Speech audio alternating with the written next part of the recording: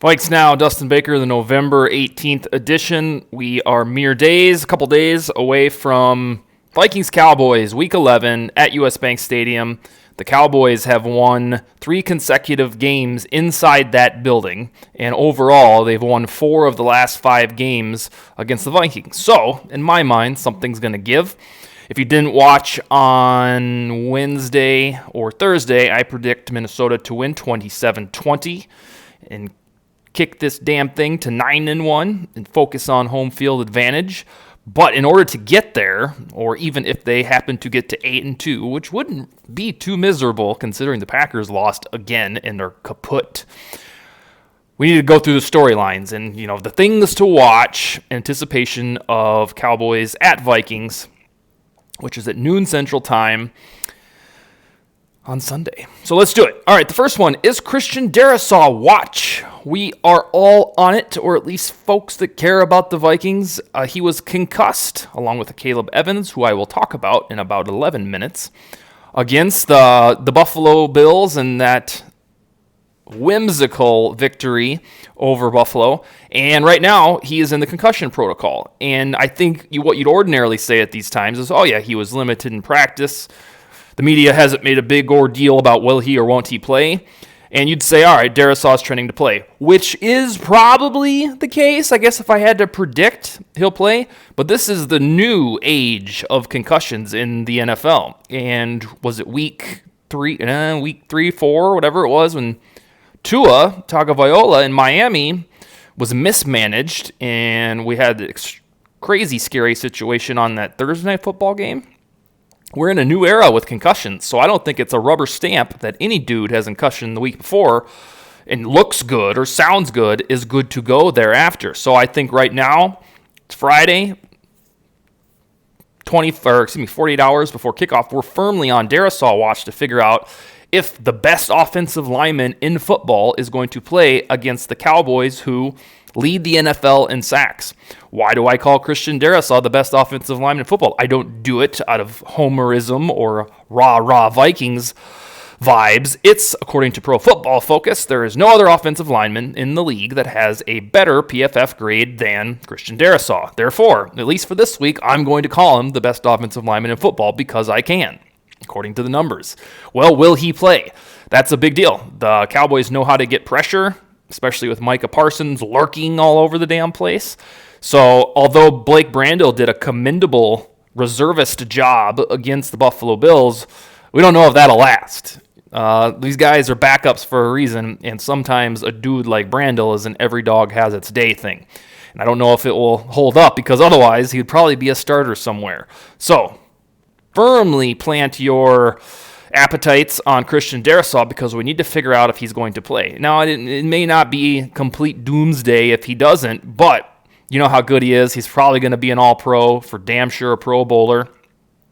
It's important to see if the left side of the Vikings line will hold up against a usually fierce Cowboys defense, and it may or may not be with Christian Darrisaw. The next is kind of a reference or homage to the stat that I mentioned a couple minutes ago, is that do we have some payback for 0-3 versus the Cowboys at US Bank Stadium? It is a rarity for anybody to come into US Bank Stadium thrice and find victories over the Vikings. Of course, this is caveated by a smidgen because during the 2020 season there were no fans. It was the pandemic season. And so, the Vikings maybe could have won that game if there were fans in attendance.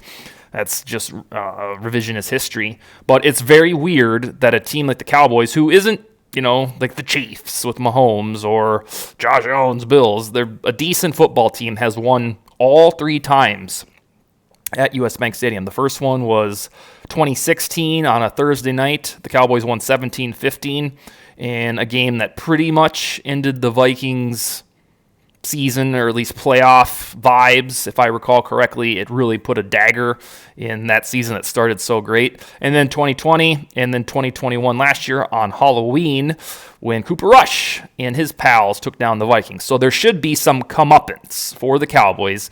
They shouldn't be able to get away with beating the Vikings in their stadium 4 times in a row. When you say it out loud like that, it's pretty nuts.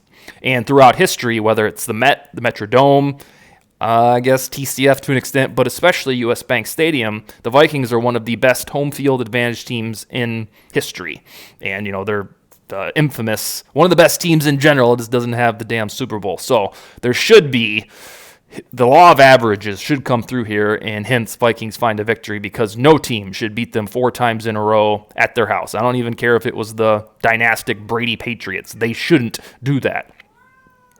The next is Dallas's rush defense. So the Cowboys surrender the fourth most rushing yards to opponents. That means if you hand the football to pretty much anybody, you're going to be able to get through the Cowboys' defensive line. I don't know why they're bad. Their personnel is pretty good. But it's kind of like last year when you looked at the Vikings defense with Michael Pierce and Dalvin Tomlinson, Everson Griffin, Danielle Hunter for a little bit. Is like, why do these guys stink with run defense? I think that's where the Cowboys are at right now. So what you have is a Vikings team that likes to throw the football more than most. They rank 5th in pass frequency. O'Connell loves to throw the thing. That's probably why you love him. But this is a game strategically where you want to be able to run the ball, kind of like they did against the Cardinals, where they have it both ways. If there was ever a game where they established the run, a dirty phrase in today's culture, it would be this one, because the Cowboys have shown that they're suspect in allowing running backs to do the thing. So I'd recommend, between Dalvin Cook, who's had this just gorgeous last 4 games, home run touchdowns out the wazoo, let that be the plan. Let's throw it back in a miniature way to the Zimmer era and run it just as much as you pass it. These Vikings are at their best when they're balanced with their play calling, and Dalvin Cook is chipping off 4 to 5 yards per carry. And that's every football team. That's not just the pass happy ones. If you can run the football, it usually eats up the time of possession, makes the defense tired, destroys wills. And I believe that if the Vikings can piggyback on the poor run defense by the Cowboys, especially statistically, allowing the 4th most rushing yards on the planet through 10 weeks, then this will be I don't know if I'd say breezy, but if they can run the football with Madison and Cook, they should be fine and escape with the dub. The next one I really want to know is, we talk about I hope they don't have an emotional hangover come off the Bills game, which is pretty real. One little asterisk there is they're coming home, so you really, in theory, shouldn't have a big hangover coming to play home football. But I want to see if the Vikings are serious about this home field advantage thing.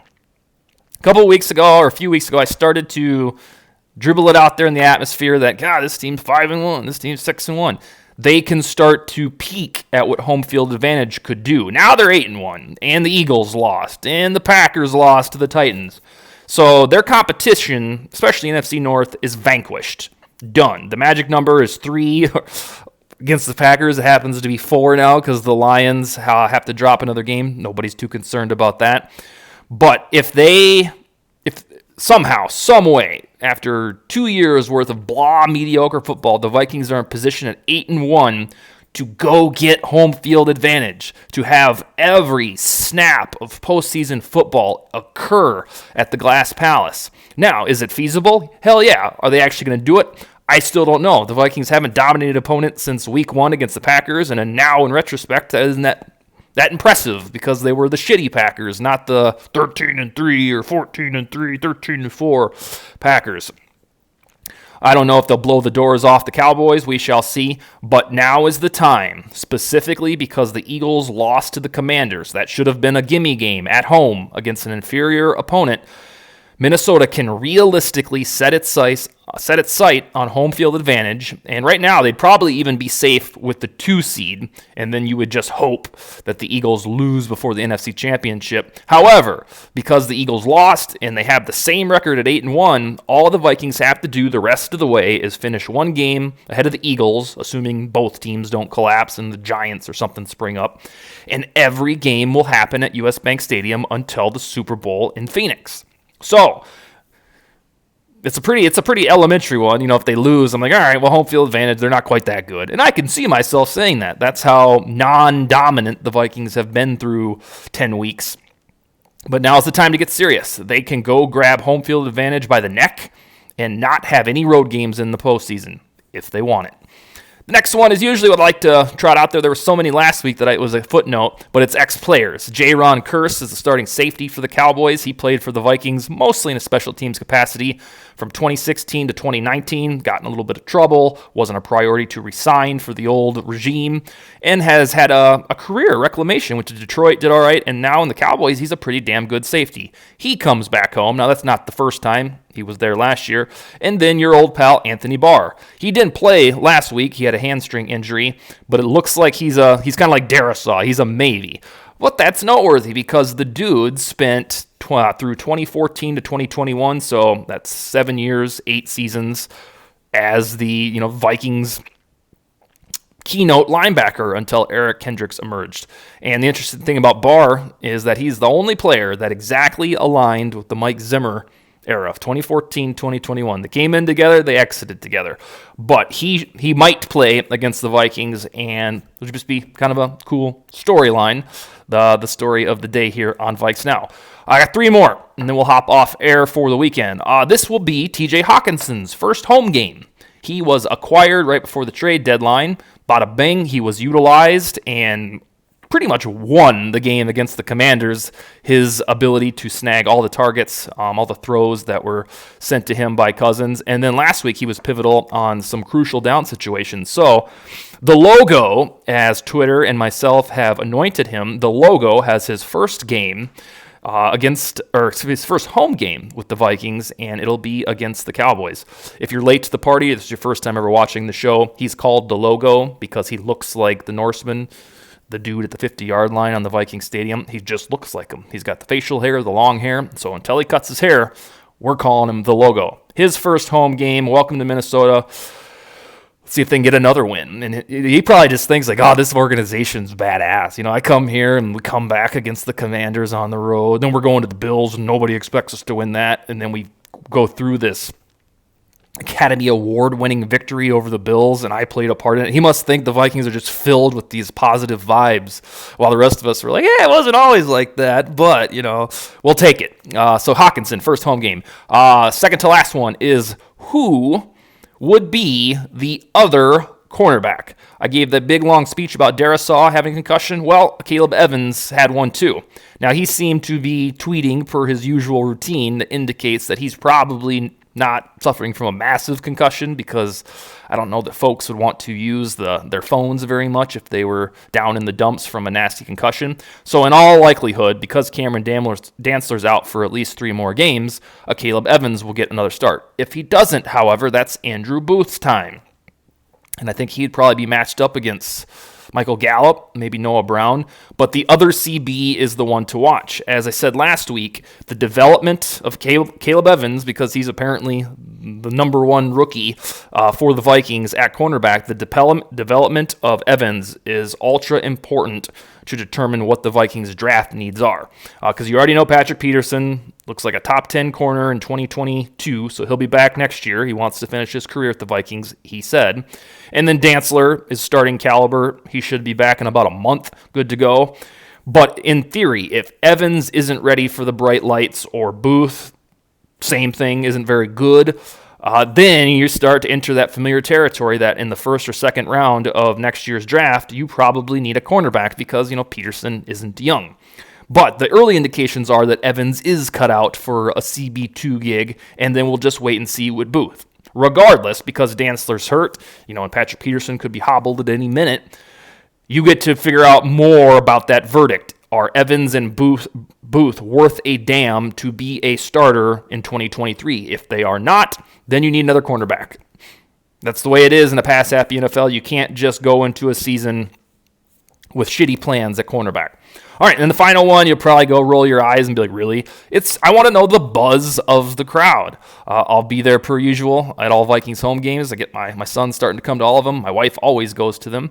And there have been notable times, especially in 2021, where like last year, we went to the Cowboys game. I brought both my kids with it because it was Halloween. And the buzz was just meh. And the Vikings were decent. They were starting to contend for a playoff push, perhaps, last year on Halloween against the Cowboys. It was kind of vanquished and cold water poured on it because they lost, but that was one of the notable games where I thought the crowd would be hyped. It was Halloween night and against America's team, prime time, and nobody cared. It was one of the most subdued Vikings games I have seen, and I've been to almost every game since 2016 at US Bank Stadium.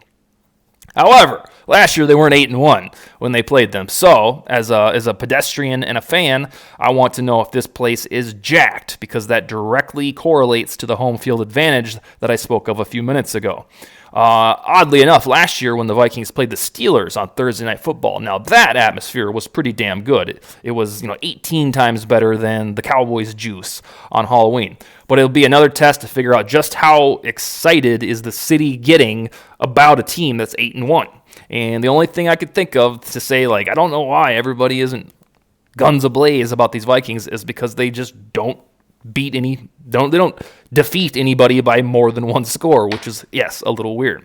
So I want to figure out, all right, is this a special season where the fans are fully invested? Is a ruckus in there? And, of course, can they win? All right, my usual spiel. We'll be back on Monday to do broad reactions to either a 9-1 Vikings team or an 8-2 version. Hopefully it's the former. Skol, baby.